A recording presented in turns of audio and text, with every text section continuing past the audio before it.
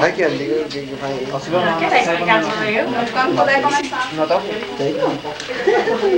Eu não vou poder ligar a máquina porque pela manhã não estava em casa, estava trabalhando e o Iquiano esqueceu de encher o reservatório ali. Foi uma equipe, mas vocês vão virem durante toda a semana, né? A partir de amanhã eu prometo que vou cuidar dele. Queria ver salinizando. Os metros daqui, ela vem para aquelas caixas que, aí fora vocês veem, ficam duas caixas ali. E de lá ela vem para cá por gravidade. Aí por trás tem um registro, a gente liga o registro, espera uns 3 minutos e liga a máquina. Aqui, esse botãozinho aqui. Depois que liga, nós enchemos aquele reservatório ali que é para, quando desligar, fazer a lavagem dos filtros.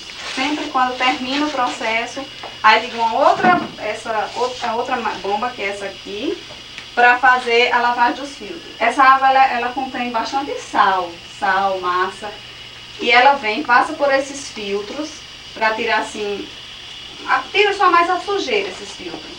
E depois vem para essas membranas, que ela é quem faz o processo de tirar o sal.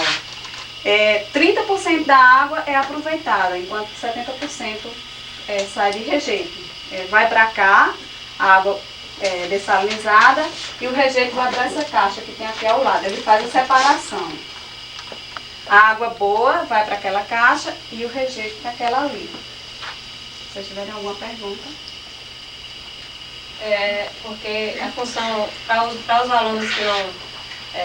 às vezes ele também não entende qual é a função do dessalinizador, né? Então, a função dele é... Porque, por exemplo, a gente pega café, mistura com água. Vai no água, fica o pó em cima e água embaixo, né? Só que isso aqui é usado uma membrana, isso aqui que ela falou, tem umas membranas, né? Uma membrana. Eu acredito que a coisa mais cara que tem do dessalinizador é a membrana, porque são difíceis, é material caro. Eu nem sei que material é, não sei se você sabe. Não sei não. É um material que ele faz exatamente o contrário do pano de café.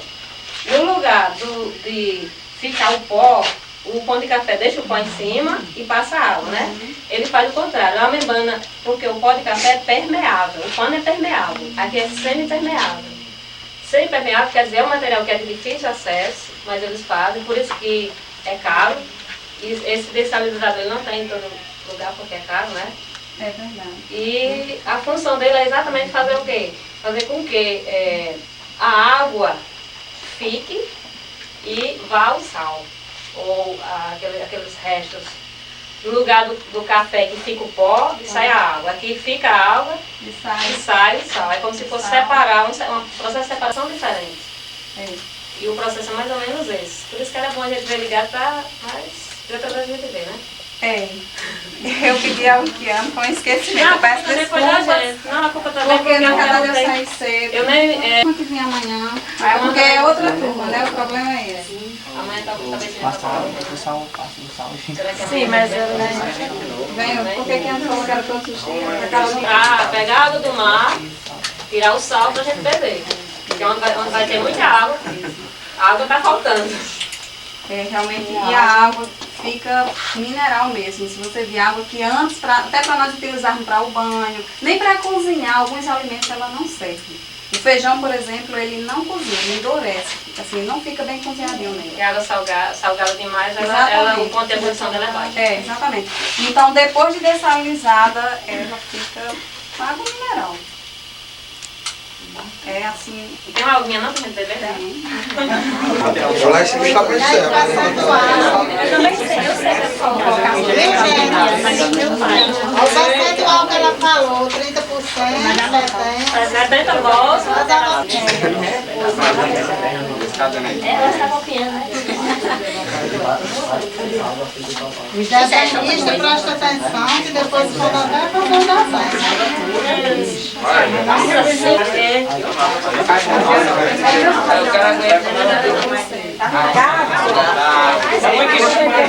Deu um pouquinho de roupa com a boca, quero mais. Cadê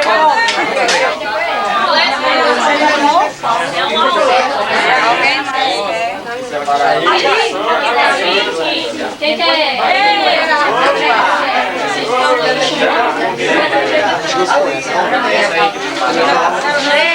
Não, Com tanta água salgada parda assim, você tinha que criar camarão aqui. Que é utilizada a água salgada era energia solar. Só que ela estava assim, dando problemas com muita frequência e aqui na região próxima não tinha técnico. Então, uma vez nós ficamos 90 dias sem água, porque esse pessoal lá de Natal ficava enrolando, só faltava não vir consertar. Então foi mudado para energia elétrica também. Agora, tanto lá quanto aqui é energia.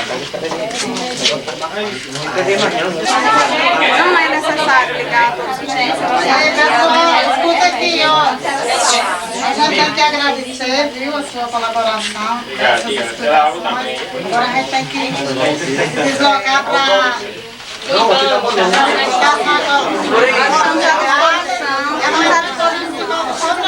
Cadê a bandejinha?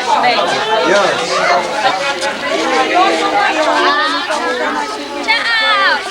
Luminho, te amo, cara! Água! Ô, Rita! Água!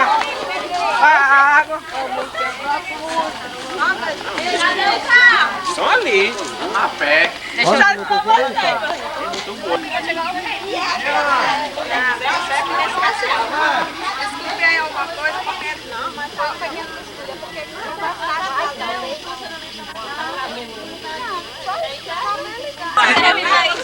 Segura a corrinha.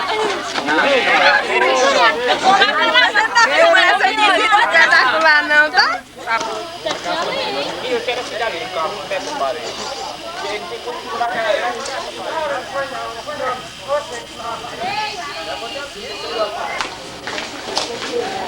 Pega tudo.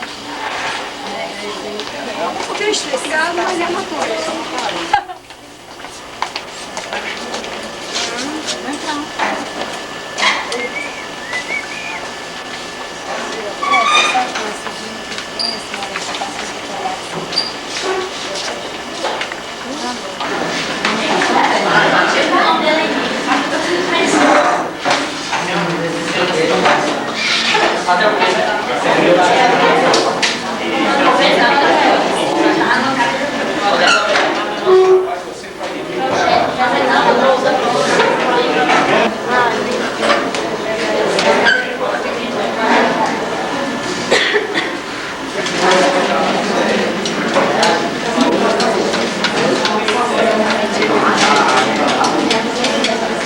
Sejam bem-vindos à Estação Ecológica de Serra. A série era a primeira série. Eu sou Rita Alves.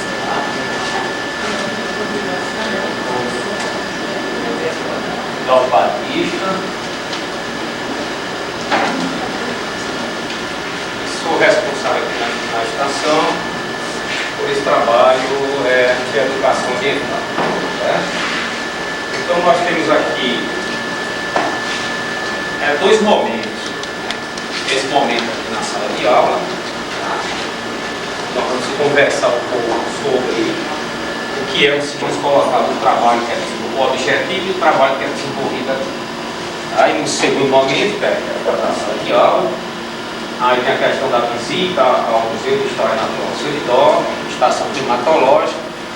E temos uma pequena trilha, né? Aí não sei, fica ao encargo de vocês, né?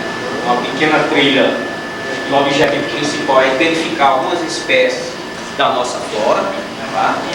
Então vai depender também se vai ver vocês, se vocês querem ver isso. Não sei, depende do horário aí, então depois a gente vê isso, tá? E o objetivo principal é identificar as espécies, né? Porque algumas pessoas da cidade, provavelmente que não tem ligação com o campo, conhece o pé de Pereira, o pé de Jurema. Então o objetivo básico dessa trilha é esse, tá? Identificar algumas espécies da nossa flora, tá?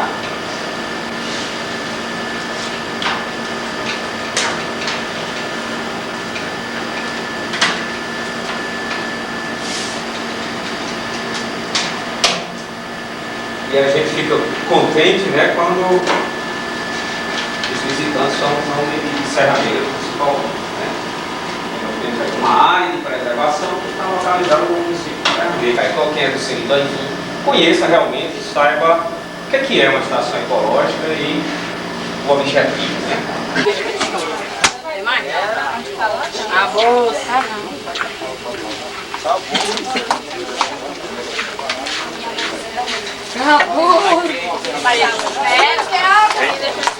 Observar sem pegar, né? Sem pegar. E aí vocês vão perguntando. O cara voltar para perguntar. Né? É o caso da EMA aqui. Hoje já tem EMA aqui espalhada, né? Porque iniciamos um trabalho e a EMA foi se espalhando.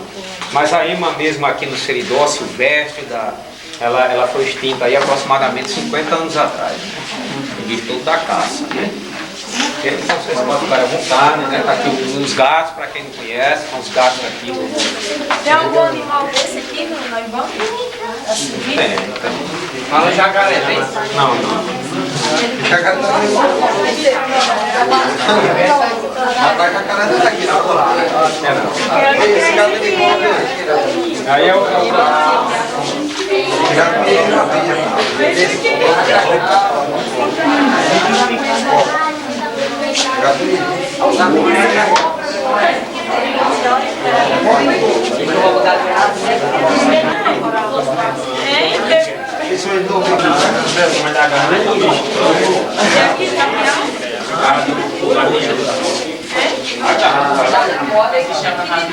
Que bicho é esse aqui? Eu nunca matei coruja, não.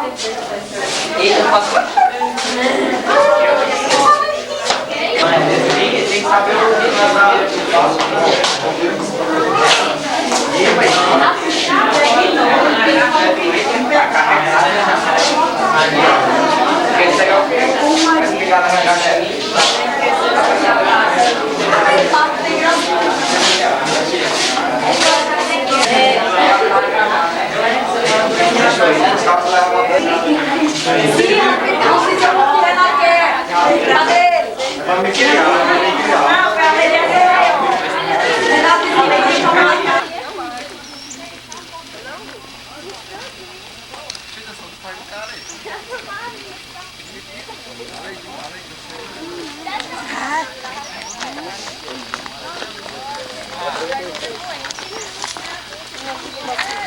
Isso aqui é o escapinho que as vacas comem, tá? Ah, Paloma, deixa eu ver. Chamamos aqui de Trilha da Caveira. A Trilha da Caveira, porque quando fomos montar a trilha tinha uma carcaça, um crânio de uma vaca, inclusive está ali, está lá na frente. Tá? Então ficou a Trilha da Caveira. A Trilha da Caveira proporciona a possibilidade de observar e conhecer um pouco algumas espécies da flora da Caatinga seridorense. Ela foi desenvolvida a partir de uma experiência no Jardim Botânico de Brasília adaptada à nossa realidade. Esse tipo de atividade se reveste de importância porque é uma prática educativa e de lazer, pois a caminhada pela mata proporciona prazer, é fascinante e ao mesmo tempo enseja um novo aprendizado. Animais, pegadas, dejetos roedores, mamíferos e aves em todo o percurso da trilha. Evidentemente que ela é uma trilha pequena e com o número, vamos dizer, o número não é pessoas relativamente grande, então dificulta essa observação. Por ser pequena, você tem um número grande de pessoas, né? As árvores da trilha estão marcadas com cordões de nalho, com nós. Esses permitem consultar a chave ecológica. Se eu entregar isso aqui para qualquer um de vocês, vocês vão seguindo. É só procurar os nós, né? É isso aqui. Esse aqui já é outra coisa. Isso aqui foi estudando por aqui, estudando em Sanjico e deixou marcado. Isso aí é outra coisa. Tá? Então, toda árvore da trilha, ela está com esse sistema aqui de cordão, certo? Com nó. Nesse caso aqui, ó, 00, começando é a primeira, tá? Aí vem-se para cá. Eu vou colocar do Juazeiro, depois nas outras eu vou simplificar. Então, 00, Juazeiro, Zizifus juazeiro, família das ramináceas. Árvore típica do Nordeste brasileiro, de porte mediano. Em solos profundos se torna alta, de 10 metros ou mais de altura. De tronco reto ou tortuoso, armado de fortes espinhos, ramos flexuosos e numerosos. Folhas verdes luzentes, flores pequenas, amarelas esverdeadas. Frutos amarelos, sementes grandes e duríssimas, envolvidas em uma polpa mucilaginosa, doce e branca. O juazeiro, graças a seu sistema radicular profundo, é capaz de coletar a escassa umidade existente no subsolo, conservando-se sempre verde, frutificando várias vezes ao ano. Uso forrageiro. As folhas constituem uma boa forragem para o gado. Os frutos e as cascas são muito procurados pelos caprinos e ovinos. Uso industrial. Fornece madeira para mourões e para marcenarias. A raspa da entrecasca, rica em saponina, serve no fabrico de sabão e dentifrício. O sertanejo usou muito, né, para escovar os dentes, né, e lavar seu cabelo. E alguns até ainda usam. Uso medicinal. As cascas são adstringentes e febrífugas. Em macerado ou infusão, são excelente tônico capilar. O suco do fruto é bastante empregado para isso. O creme dental agora tem um lado da Colgate, né? Contém joá mais próprios, tá? Então a trilha é toda assim, né? Vai só seguir o sistema de cordão, né? Com os nós. E aí você vai lá. Tem 00, foi o caso aí, 001, que é o próximo, e assim por diante. E você vai aqui e vai ter as características das plantas, uso forrageiro, medicinal e industrial quando tem, né? Porque tem algumas plantas aqui não foi encontrado esses outros usos. Olha, logo perto aqui, ó. Primeiro em trilha, logo outra observação. Não precisa pressa toda, né? Aí no caminho, quando eu estou resumindo, se alguém tem algum uso industrial, tem uso medicinal, alguma dúvida? Mais forte, pega mais. Não sabia nada.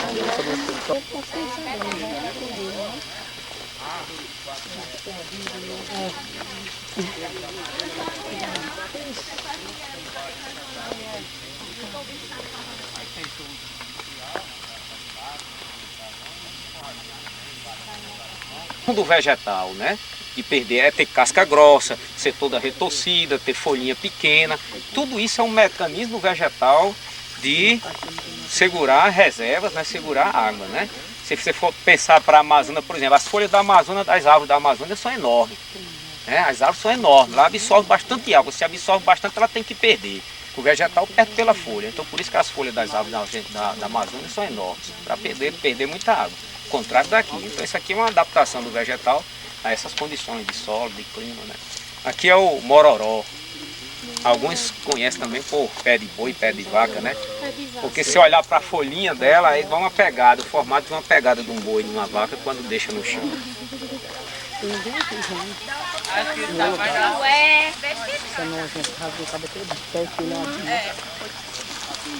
Menina não. Cá, essa característica aqui, ó, de estar renovando a casca, né? Anualmente renova a casca. É fácil de identificar, né? Aqui o sistema de cordão, né? A folhagem, que é perene, fornece... É uma das poucas espécies, bem que essa aqui já perdeu, é uma das poucas espécies que ainda se mantém verde. Árvore de pequeno a médio porte, com caule espinhoso, muito rústico, vegetando bem em todo tipo de solo. As flores são amarelas esverdeadas, frutos vagem de tamanho médio e numerosos. Mas a frente. A gente fica tem que ir numa janta, quando pega no carro.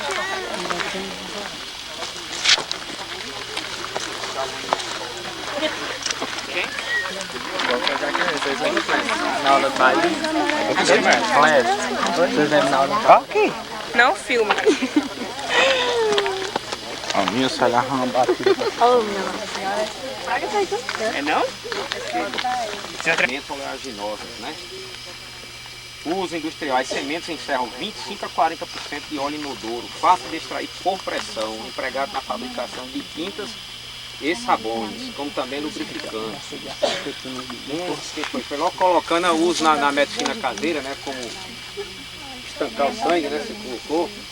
Uso medicinal, a sua principal aplicação é como purgativo violento na medicina caseira, né? Então era muito usado. O pai estava lá vários dias sem ir ao vaso, então tomava o rabinho, né? O látex é cicatrizante, que ele colocou, hemostático. Tá? As raízes são diuréticas e utilizadas em erisipela e orquídea. Então, e quem foi menino de sítio, né? Brincou muito fazendo a carrapetazinha, né? Enfiava lá no tubo. As leituras aqui, isso é a nível mundial, né? Nós fazemos 3 leituras. 9 horas da manhã, 3 horas da tarde e 9 horas da noite. 9 horas da noite. Então tem que ter sempre um de nós aqui disponível para fazer essas leituras. Tá? Então aqui, ó, esse é o chamado de catavento Will. Para onde está apontando a bolinha lá, ó.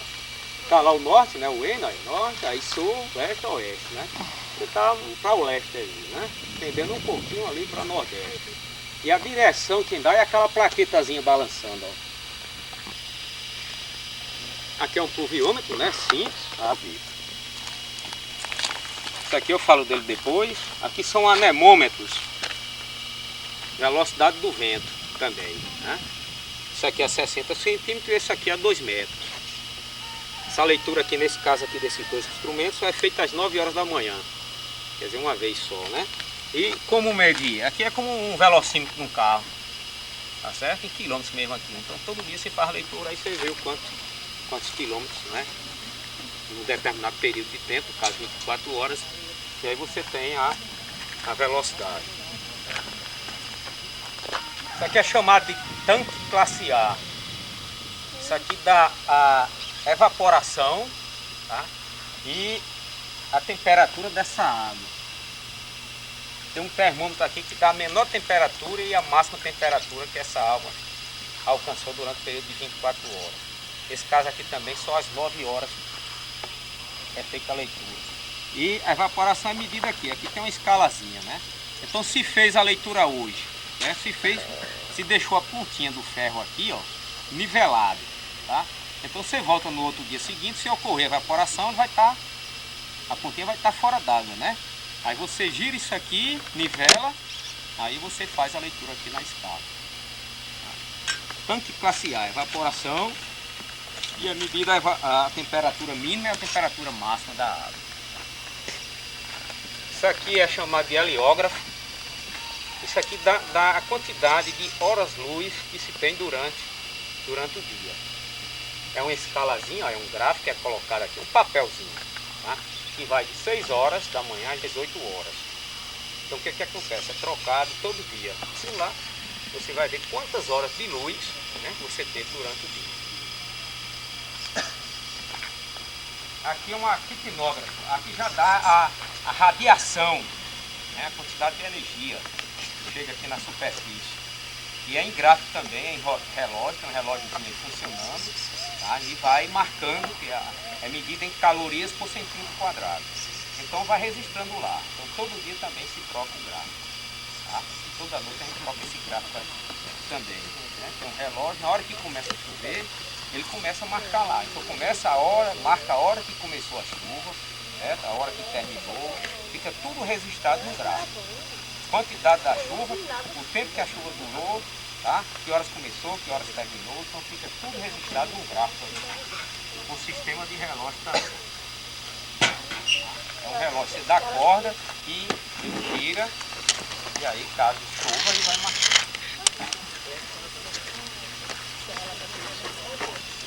Só aqui são 7 leituras, né?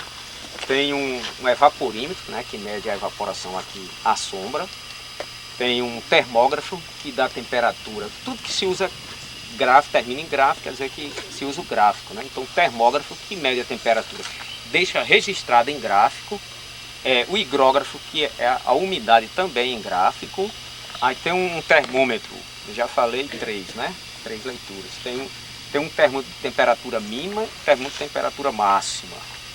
E tem outro termômetrozinho que é chamado de bulbo seco e bulbo úmido. Porque o bulbo úmido tem um paviozinho, depois eu vou abrir rapidamente, porque isso quando você abre demora, você está interferindo nas leituras. Você faz a leitura do bulbo seco e do bulbo úmido, tabela você tem a umidade do ar. Então são 7 leituras. Essa aqui, a maioria dos instrumentos até se faz 3 leituras diárias nesse. Não, vai derramar atrás. O evaporímetro aqui, ó. Isso aqui é cheio d'água, né? Então isso aqui só se faz pela manhã. Ó, você vê que isso aqui já foi água que sumiu daqui, tá? Então de manhã para cá, ó, já está em 4,5 milímetros que já sumiu aqui a sonda. Aqui, ó, é o higrógrafo que dá a umidade do ar, tá? E o termógrafo. Isso em gráfico, anota a hora, tudo aí. Isso é trocado A leitura é feita 3 vezes, as 3 vezes, só que o gráfico se troca uma vez por semana. Aqui, ó, o termômetro de temperatura mínima, se faz pela manhã, né, que é pela manhã, e o termômetro de temperatura máxima. Você pode fazer durante, mas aí aqui a gente sabe que a temperatura mínima, né, você, por experiência, já sabe que ela alcançou no período de madrugada, né? E a temperatura máxima que alcança agora nesse período da tarde. Mas você querendo fazer, você faz as 3 temperaturas, as 3 leituras, tá? Então, mínima e máxima, tá? Temperatura mínima e temperatura máxima durante o período de 24 horas. E aqui, ó, é o bulbo seco, o bulbo úmido, tá? Porque o bulbo úmido, ó, tem um depósitozinho que tem que estar sempre cheio d'água, um paviozinho mergulhado dentro. Então, se faz a leitura dos dois, né, se faz a diferença de um para o outro, vai para uma tabela e aí você tem a umidade do ar. Tá? Então, 1, 2, 3, 4, 5, 6, 7 leituras. E esse equipamento, você vê, ele sozinho aí, isso é uma estação climatológica. Só que automatizada, computadorizada. Vocês lembram que lá na sala eu falei da bacia hidrográfica que está sendo estudada. Então isso aqui foi o resultado dessa pesquisa já. Né? Eles instalaram isso aí, tem um convênio do IBAMA com a universidade. Tá? Porque eles estão usando isso aí, esse equipamento está colhendo aí as informações. É um programa de computador e eles programam de acordo com o pesquisador com o que ele quer. Se ele quiser que a cada um minuto esteja, esse equipamento registre aí, velocidade, direção do vento, registre. Só que aí não tem necessidade de a gente estar aqui fazendo a leitura.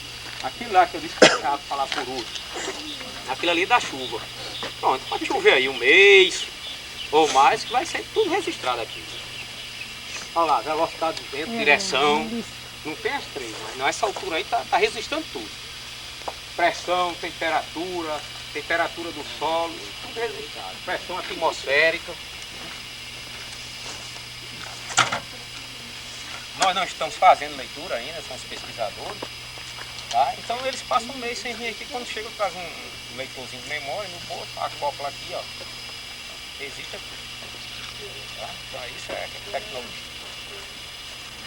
A nossa é convencional e essa aqui é automatizada. Quero conhecer o dessalinizador, então eu vou falar um pouco para vocês do que é, como funciona. Depois eu vou ligar para vocês verem que ontem não foi possível, houve um esquecimento e não encheram o reservatório, por isso não foi possível, mas hoje, graças a Deus, a região é uma região muito seca, mas que tem se conseguido água através de poços tubulares. Só que essa água desses poços, elas têm bastante sal, né? Sal, massa, e que por isso, principalmente para o consumo humano, para beber, ela não tem condição. Essa água, ela vem de poço para cá, né? Aqui ele faz o processo. Só que dessa água só se aproveita 30%. Por exemplo, de 1000 litros d'água, 30% sai boa. E o outro 70% ela é desprezada, é o rejeito, que serve para o consumo dos animais. Então, eu vou agora ligar para você, quando vai fazer o processo, liga ali um registro ali atrás. Eu vou fazer isso para depois vir para cá, para que a água chegue, até para poder ligar a máquina. Ontem, Donaldo fez uma pergunta, a questão da energia. Eu conversei com o menino, ele disse que é uma média de uns 3 kg de energia por hora que gasta o dessalinizador. Eu falei com a pessoa, não foi ontem, o senhor me perguntou e eu... Só que foi trocado, porque ela estava dando problema com muita frequência e não tinha técnico na região. Então, uma vez nós chegamos a passar 30 dias no meu município, já tem vários outros na frente. Então, quando liga, a gente enche esse reservatório, que é para, quando terminar, fazer a lavagem do filtro, né? Lavagem, remover algumas coisas que tem que ficar no filtro, quando for ligar a próxima vez, os filtros já estarem limpos.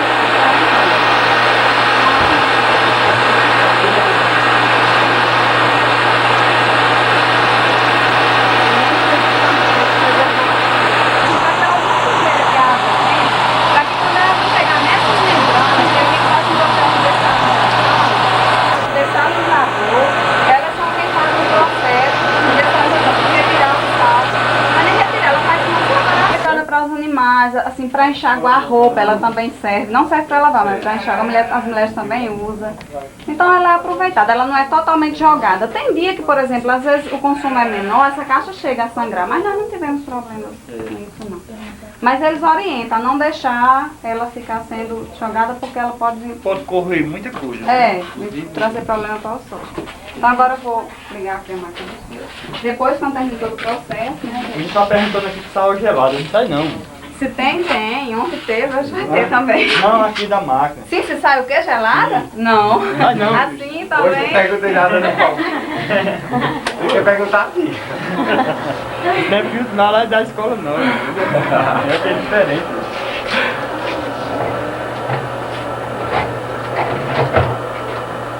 Aí só é apertar aí e já lava o filtro automaticamente, né? É, lava. Sim, já está lavando. Só que a gente tem que ficar observando aqui pra Podemos lavar. quando chegar no certo limite da água tem que desligar, porque senão a bomba queima se passar do limite, né? E a manutenção dela? É a lavagem do fio, da troca de membrana. Isso aqui faz uma troca ou faz uma A lavagem? retrolavagem. Não, faz a lavagem química, aliás. Retrolavagem do fio. Faz. Aí qual o período? Quantos É uma anos? média de 6 meses. 6 meses. É isso. Aí vem, tem que beber um técnico, né? Vem, pessoal, agora que eu vou desligar, né? A Secretaria de Recursos Hídricos, porque a prefeitura, a manutenção do dessalinizador ela é muito cara. Agora mesmo ele teve problemas e foi feita a manutenção e ficou em torno quase uns 12 mil reais, assim, porque também teve que trocar lá no poço, energia e tal. Então ficou nessa faixa. Então, como é bem, assim, bem oneroso a manutenção, a prefeitura fez um convênio com a Secretaria de Recursos Hídricos para a Secretaria dar manutenção dos 2 dessalinizadores do município e a Secretaria assumiria os cataventos. Foi feito esse acordo, esse convênio. Então, E o município assumiu os cataventes? os cataventos. O município assumiu os cataventos e a Secretaria assumiu os 2 dessalinizadores. Então, agora essa manutenção é feita pela Secretaria de Recursos Hídricos. Eles vieram fazer, né, o serviço que não estava funcionando, aí agora, acho que talvez no próximo mês, já está completando o tempo que eles vão virem fazer a manutenção. Que essa troca de filtro, esses fios também precisam serem trocados. Uma média de 4 a 6 meses eles precisam serem trocados. Agora eu vou pegar água para vocês Agora, provarem. antes de pegar a vazão, a quantidade de litro por hora que era dessalinizado, você sabe? Por hora. Por dia. Não, porque assim, a gente nunca liga o dia todo, nunca nem liga todos os dias. À medida que vai precisando. Mas vocês não sabem. Mas é uma média, eu acho que a média, se eu não me engano, eu vi um menino falando de 1000 litros por hora. Se eu não me engano, é essa média, 1000 litros por Eu hora. acho que deve ser. É essa média, 1000 por A hora. vazão vocês não sabem, não. A vazão do posto lá. Tá? O posto Goulart é quase 3.000 litros, 2.800, se eu não me engano, 6.800. Eu vou...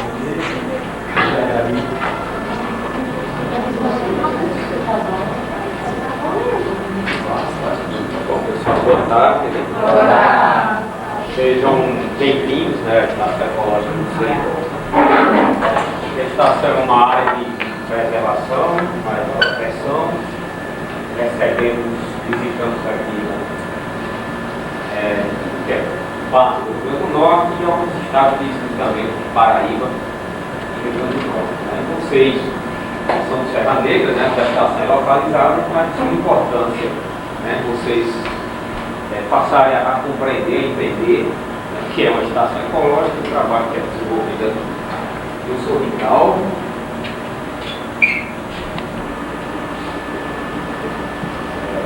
Sou servidor do IBAMA, né, e sou responsável por essa parte de atividade de educação ambiental aqui na estação ecológica.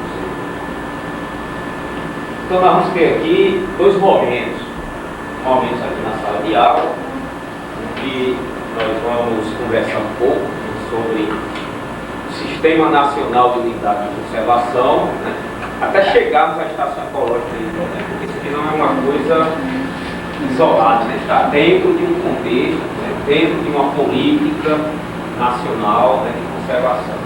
Tá? Então esse é o primeiro momento. Vocês ficam à vontade para perguntar, questionar, ou até uma visita, uma pequena trilha. Ok? E eu digo assim, falo da importância de Serra Negra, porque como a unidade é visitada, né, dessas regiões, de outros estados, muitas vezes quem mora fora diz, ei, como é que é lá a estação?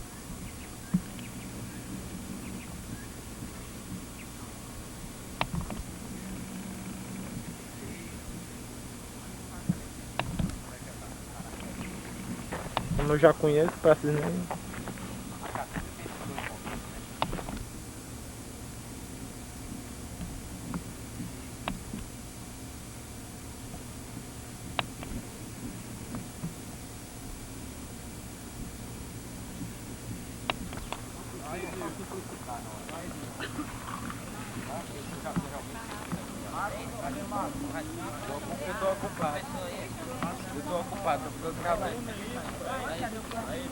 é seguir, procurar o cordãozinho e... Procurar o cordão. Cadê os cordões? Ali a trilha da caveira, olha as caveiras. Trilha da caveira. É aquela... É... 2.1, né? Te gosto de chamar.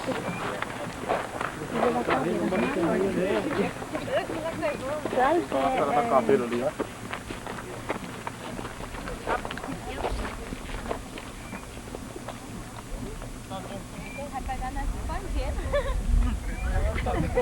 Só para os motoristas mesmo. Pisando. Chama Zeli, Donaldo. Zeli quer. Não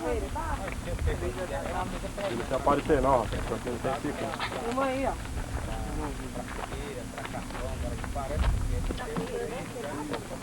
Fruto cápsula do drupá. Uso. A madeira é empregada na confecção de esculturas e utensílios fazer. É porque a madeira é muito leve, né? Muito leve, pouco densa, né? Então a escultura é trabalhada facilmente. Aí fica fácil, o pesquisador vem fazer, ele identifica pela característica da planta. Vai lá no vídeo e identifica. E quando você chega num período desse aí, fica difícil. Só quem conhece mesmo, né? Essa outra árvore que é 2.2 é o mororó, o nome científico é Baudia seilesca, da família das leguminosas, tais classifoniae. Arbusto com altura média em torno de 3 metros, com copa pouco densa. Não, tá cuidado.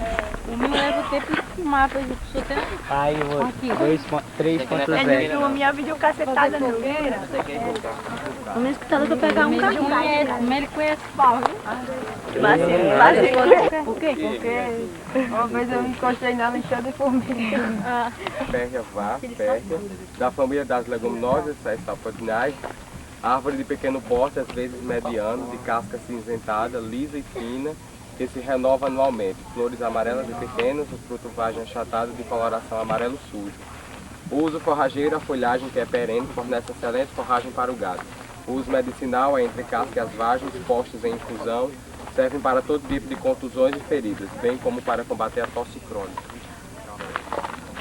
É, se renova anualmente a casca, né? Uma das coisas que você torna fácil a identificação. Palma.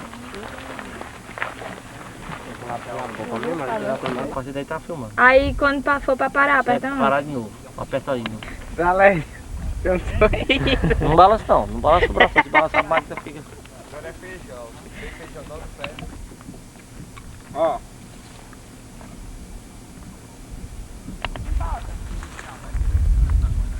A luzinha vermelha. Ah, é desse tamanho. Desse. A madeira presta-se ao trabalho de marcenaria e carpintaria. Até hoje ele é bastante usado, né? Fabricação de móveis. Gere riqueza, né, pra gente, para o homem, que fixa o homem no campo. Agora, o que é preciso saber é como utilizar isso aqui, né? Se você formos ler, praticamente todas elas têm uso industrial, né? Fora, e é porque a caatinga ainda é pouco pesquisada, tem muito a se pesquisar, tá? Então, como utilizar isso? Né? O que é importante é isso, é utilizar de forma sustentável, de forma racional, para garantir a permanência do recurso, porque a vegetação, nós sabemos que é um recurso natural renovável, né? Desde que o homem saiba usar, né? Porque se ele usar de forma indiscriminada, ele pode até deixar de ser renovável naquela área, naquela região, ok? Então falta muito a estudar, muito a pesquisar ainda em relação à caatinga. Tá bom, meu, não aguento mais essa.